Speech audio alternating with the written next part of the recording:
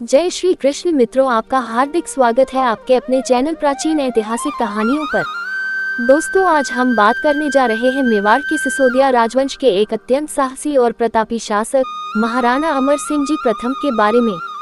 वे वीर शिरोमणि महाराणा प्रताप सिंह जी के ज्येष्ठ पुत्र और महाराणा उदय सिंह जी द्वितीय के पौत्र थे। महाराणा प्रताप के देहावसान के पश्चात उन्होंने ही मेवाड़ की इस गौरवशाली गद्दी को संभाला था। आइए उनके जीवन की इस वीरगाथा को विस्तार से जानते हैं। महाराणा अमर सिंह जी का जन्म 16 मार्च 1559 ईस्वी को चित्तौड़गढ़ में हुआ था। उनकी माता का नाम महारानी अजबदे पनवार और पिता का नाम महाराणा प्रताप था। यह एक सुखद संयोग ही था कि जिस वर्ष अमर सिंह जी का जन्म हुआ, उसी वर्ष उनके दादा महाराणा उदय सिंह जी द्वितीय ने झीलों की नगरी उदयपुर की नींव रखी थी। बचपन से ही अमर सिंह ने अपने पिता महाराणा प्रताप के संघर्षों, जंगलों में बिताए कठिन दिनों और उनके शौर्य को बहुत करीब से देखा था। इन परिस्थितियों ने उन्हें बचपन से ही एक निडर और कुशल योद्धा बना दिया था। राज्याभिषेक और मेवाड़ की जिम्मेदारी के बाद मुगलों से जीवन भर लोहा लेने वाले महाराणा प्रताप का जब 19 जनवरी 1597 को स्वर्गवास हुआ, तो उन्होंने अपने अंतिम क्षणों में अपने वीरपुत्र अमर सिंह को अपना उत्तराधिकारी चुना।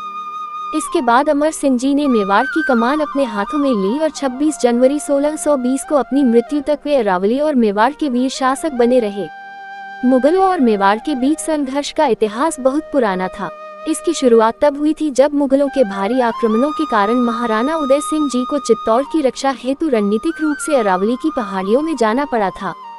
1572 में उनके निधन के बाद जब महाराणा प्रताप ने मेवाड़ की सत्ता संभाली, तो ये संघर्ष अपने चरम पर पहुंच गया। महाराणा प्रताप ने अपनी छापामार युद्ध नीति से मुगलों की रातों की नींद उड़ा दी थी। पिता के बाद महाराणा अमर सिंह ने भी मुगलों के खिलाफ इसी संघर्ष को पूरे स्वाभिमान के साथ जारी रखा। उन्होंने जहांगीर की सेना के कई हमलों को विफल किया और कई भीषण युद्ध लड़े।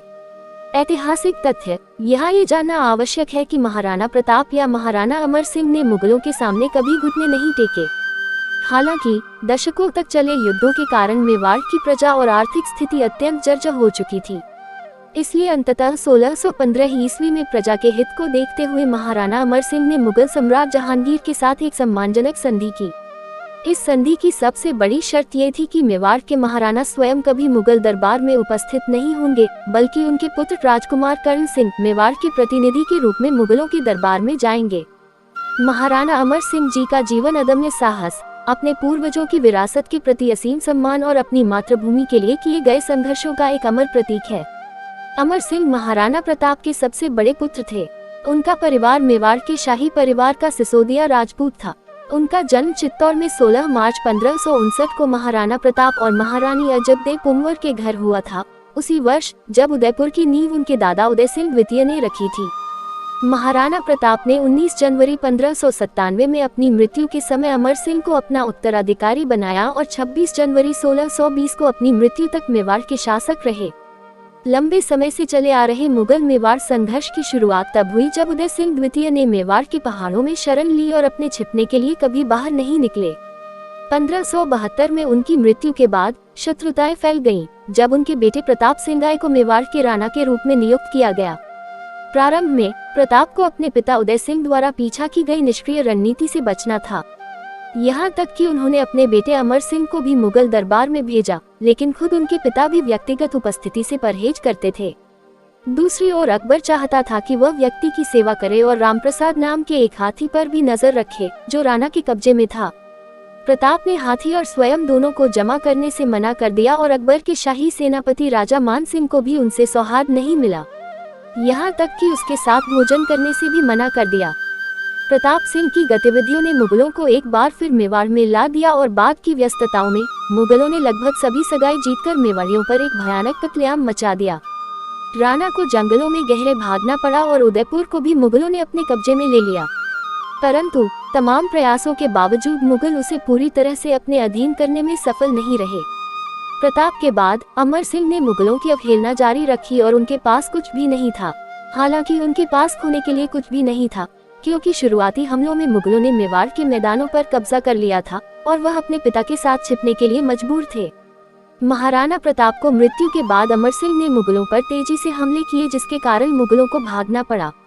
अकबर द्वारा मेवाड़ को न जीत पाने के कारण संधि स्वरूप अमर सिंह से अपनी पुत्री का विवाह किया, परंतु ये संधि ज्यादा समय तक सफल नहीं रही। जब जहांगीर सिंहासन पर चढ़ा तो उसने अमर सिंह के खिलाफ कई हमले किए।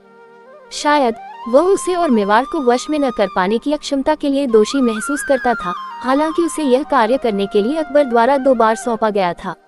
जहांगीर के लिए ये सिर की बात बन गई और उसने अमर सिंह को वश में करने के लिए राजकुमार परवेज को भेजा और देवर की लड़ाई हुई, लेकिन खुसरो मिर्जा के विद्रोह के कारण परवेज को रोकना पड़ा। परवेज लड़ाई में केवल लाक्षणिक सेनापति था, जबकि वास्तव में सेनापति जहांगीर का साला आसफ खान था। महाराणा अमर सिंह प्रथम का निधन 400 साल पहले 26 जनवरी 1620 को हुआ। महासतिया आहर में बनी छतरियों में पहली छतरी महाराणा अमर सिंह प्रथम की ही है। इससे पहले की सिसोदिया शासकों की छतरियां उदयपुर में नहीं है। महाराणा अमर सिंह ने 1615 की मेवाड़ मुगल संधि के बाद सारा राजकाज अपने पुत्र करण सिंह के हाथों में दे दिया। वह उनके जीवन के अंतिम 5 साल उन्होंने महासतिया प्रांगण में एक निवृत्त राणा के रूप में भगवत आराधना में गुजारे। वह यही उनका निधन आज ही के दिन 400 साल पहले हुआ। 1615 में अमर सिंह ने मुगलों को सौंप दिया। प्रस्तुत करने की शर्त को इस तरह से तैयार किया गया था ताकि दोनों पक्षों के बीच बहस हो सके। वृद्धावस्था के कारण अमर सिंह को मुगल दरबार में उपस्थित होने के लिए नहीं कहा गया था और चित्तौड़ सहित मेवाड़ को उन्हें वतन जागीर के रूप में सौंपा गया था। दूसरी ओर मुगलों ने मेवाड़ के किलेबंदी को रोककर अपनी रुचि प्राप्त की। मुगलों के खिलाफ कई लड़ाइयों के कारण मेवाड़ आर्थिक रूप से और जनशक्ति में तबाह हो गया था। अमर सिंह ने 1615 में शाहजहां के साथ संधि करने का विचार किया और अंत में उनके साथ बातचीत शुरू करना मुनासिब समझा। इस युद्ध की प्रथम संधि अकबर ने की थी, जिसमें अकबर ने अपनी पुत्री शहजादी खानूम का विवाह अमर सिंह से करवाया था, परंतु ये संधि ज्यादा समय तक सफल नहीं रही। अंत में जहांगीर ने संधि प्रस्ताव का आमंत्रण दिया। अमर सिंह के परिषद और उनकी दादी जयवंता बाई, उनके सलाहकारों ने इस पर विचार समर्थन किया और संधि में इस बात पर सहमति थी कि मेवाड़ के शासक मुगल दरबार में स्वयं को पेश करने के लिए बाध्य नहीं होंगे। इसके बजाय राणा का एक रिश्तेदार मुगल सम्राट पर इंतजार करेगा और उसकी सेवा करेगा। ये भी सहमति थी कि मेवाड़ के राणा मुगलों के साथ वैवाहिक संबंधों में प्रवेश नहीं करेंगे।